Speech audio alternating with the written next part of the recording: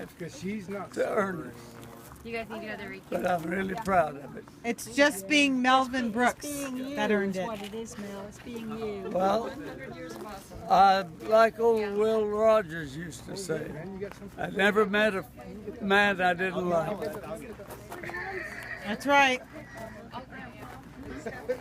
Oh wait, there's some more. Yep, Granddad, you're special. I remember after Mom and The little fly.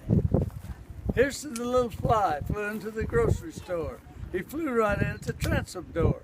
He pissed on the sugar and shit on the ham, wiped his butt on the grocery man. And after doing his dirty work, he flew right over to the lady clerk. And up her leg, he took a stroll and took a bath in her little hole. And this poor lady, not being a whore, she'd felt such feeling never before. So she closed her eyes and held her breath and squeezed that little poor fly to death.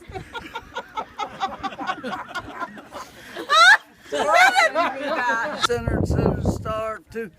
First old gent, right hand across, left right back, 2 and swing.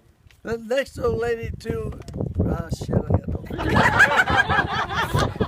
Jaybird walk, jaybird talk, the elbow hook, the boot jack John, hurry up boys, and keep moving on. He got to swing the girls too. And wait, you had the moonshine going out the back door, right? Do what? You had the moonshine in your gunny sack out the back door? When we had to move it out of the cellar? Yeah. Tell about that. My dad nearly always had a barrel of blackberry wine and one of grape wine and kept it in the cellar. So one day, come home from town and a boyfriend come home with me that weekend. We lived about 15 miles out of town. He said, boys, come help me. We got to get that wine out of the cellar. Said, I got a tip in town that they're going to rape me.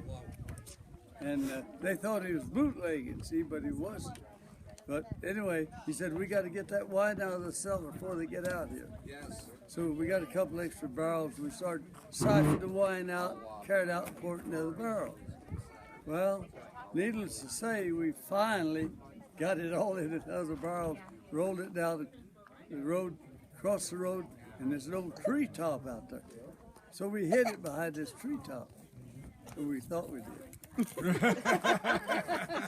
So anyway, they didn't come out to raid him.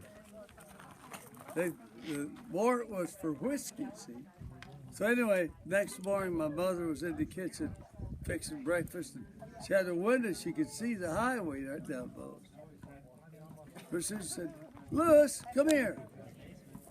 She said, he said, what do you want? I said, well, come here, I want to show you something. So he says, see down there, I thought you hid that wine. You can see the ends of the barrels just plain as day.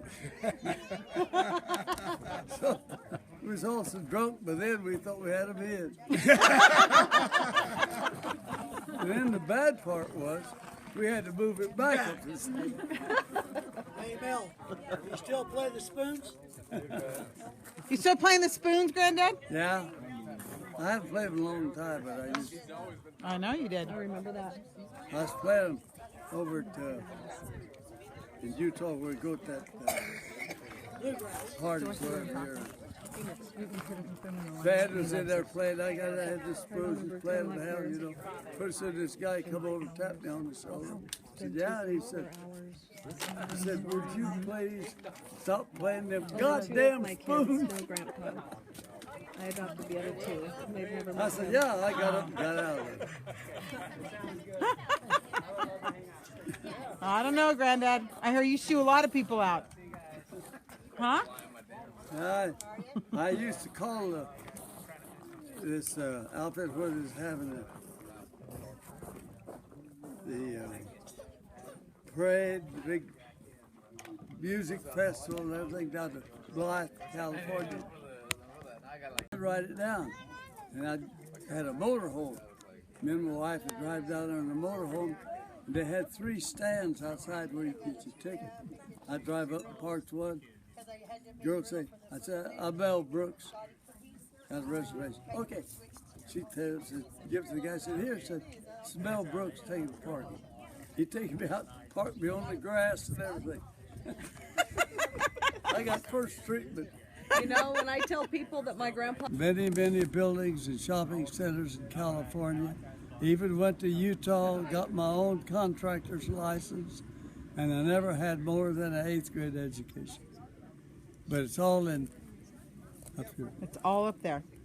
Make up your mind you can do it. Yep. Well, you did pretty dang good, Grandpa. I used to take the blueprints home at night and study them. You know how to build a building and all this.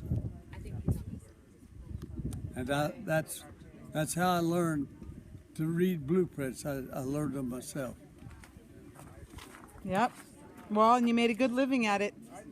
I had good business, made lots of money, built lots. I built a lot of shopping centers in California. I built damn near every not Kenny, but 7-Eleven shoe store or 7-Eleven store in California. I must have built around 80 or 90 of them. 7 days on one building. Wow. Grandpa, you remember building the fireplace at Simpson Springs? Where? Simpson Springs there, just where you guys lived in the Yeah. trailer? Yeah. You know it burnt down, right? They Simpson did? Springs burnt down a couple turned years down? back. It burnt down. There's What a burned huge down? fire. Do you want to know the only thing standing? It's a fireplace you built. And we drive by it, and I'm like, my grandpa built that. Aw. It's the only thing standing. It destroyed acres and acres of land. The And mayor, only thing I was standing is retired, that. and the mayor of Clover at that time, they called it, instead of Rush Valley, come up the house one day and he said, Mel said, we want to build a visiting center and everything down here. He said, I want you to do it. I said, well, I'm sorry. I said, I'm retired. He says, I don't give a damn if you are. I said, I still want you to do it. I said, well, you haven't asked me what I'd charge. He says, I don't give a damn what you charge. He said, you're still going to do it. I said, well, I guess I can't get out of it. So I took him to town, made a list of material, bought the material on my order, you know, so they'd get the discount. They got about a $75 discount. Anyway, went back and built it all and everything. I have a question. What color was Shasta? What color was Shasta? I think you can see on there what color. Well, you tell me what, wasn't Shasta a dark bay? That's what I would call it. Okay. This horse that you are on here, that's not Shasta. Yeah, that's Shasta. No, Shasta was a dark brown. No, She wasn't sorrel. that's Shasta though. That's the only horse I had. Because I think that's my horse Darko. No, it was. It said Shasta on the picture. Are you serious? Yeah. If you take that picture out, it says Mel on Shasta. On his Shasta. That's the only Shasta. horse I owned when I was in Utah. Only horse. See, I could have sworn Shasta was a dark, almost black. See, Stephanie's even nodding. Come here and look at this, Steph. But she's not black. She's This is Darko. a dark red, you know what I mean. I don't know what you call it. But I could ride her into the house. Is that an original And I picture? kept her to pasture about Copy. Well, then No, two, that's- Shasta, 300 an yards original picture. down. Shasta and Darko look just alike Yeah. then. That, remember my Beautiful horse Darko? We used to go riding all the time. I could ride her in, like here, take the saddle off, take her bridle off, and she'd turn and run right down to the gate of the pasture and wait for me to come down to let her in. Remember when we rode the rodeos together? Yeah. And I rode in with you because Shasta, once the music started, Shasta wouldn't ride in the rodeos. She didn't want to be there because she was afraid of the music. Well, no, she'd been a racehorse. Yeah. And so when they started the Yeah. music, she'd freak out. So Yeah. I'd ride into the rodeo with you Yeah. on my Darko. Yeah. You remember that? Now she was a racehorse, Yeah. I remember that. quarter horse. Yep. She Yep. jumped right out of a truck one night with a race. Come around by her. Jumped out of the back of the truck. These are some great pictures. Yeah. I miss my nanny. Right there.